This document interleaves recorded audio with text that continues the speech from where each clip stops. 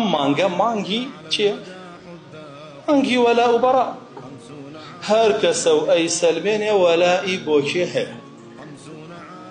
ئەیتر هەیە وەلائی هەیە بۆ بتی سەوز، زەرد، شین، کورە مۆر، پرتەقاڵی، کورە سوور، کورە قاوەیی، کورە ڕەش، کورە هەرچی ڕەنگە نیلی بڕۆ تەماشای کە هەموویە بینی.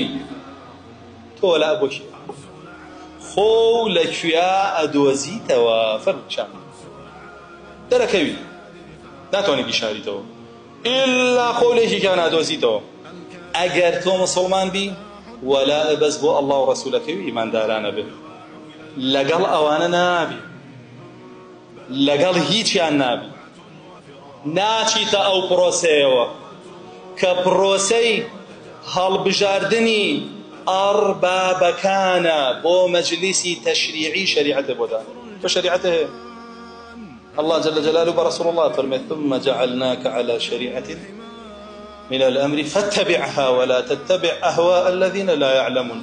أي رسول الله صلى الله عليه وسلم شريعة من بنادي بيسبة تشريع كزني شويني كوا شوين هوا آرزوي نفام ونزانا كان لملحدين ومشركين نكوي شريعتي خود بيروك بودني الرا وطواو كقرآن وسنة أوتيت القرآن ومثله معه طواو. قلت پێویستم بە کەس نییە شەرعم بۆ داڕێژێ حرام و حەڵاڵم بۆ داڕێژێ. دەرئەکەوێ کە تۆ ئەمڕۆ قەشەکەت کێیە، حاخامەکەت کێیە کە کردوتە بە ئەربابی خۆت و دوایەکەوی وە قەشە و حاخامەکانی ئەو ئەربابانە هەمووی دەرەکەوێ لە میحراب و مینبەرەکانت کە بانگ بۆ کێکەن و هاوار بۆ کێکەن و خەڵکی بەرەولای چ ئەربابێک و چ قەشەیەک و حاخامێک ئاڕاستەکەن. ئینسان چاوکراوە بێ، قرآنی الله بخوێنێتەوە، تێبگا لە دینەکەی الله جل جلاله، بزانێ الله سبحانه وتعالى چی بۆ ناردووە و داوای چی لێ ئەکا و ئەوێت چۆنیش پەیڕەویکە.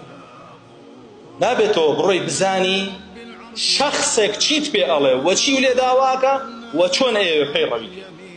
ئەو شەخصە ئەدبا بۆ خۆی، الله جل جلاله ئەدبا بۆ خۆت. کامیان هەڵەبژێن؟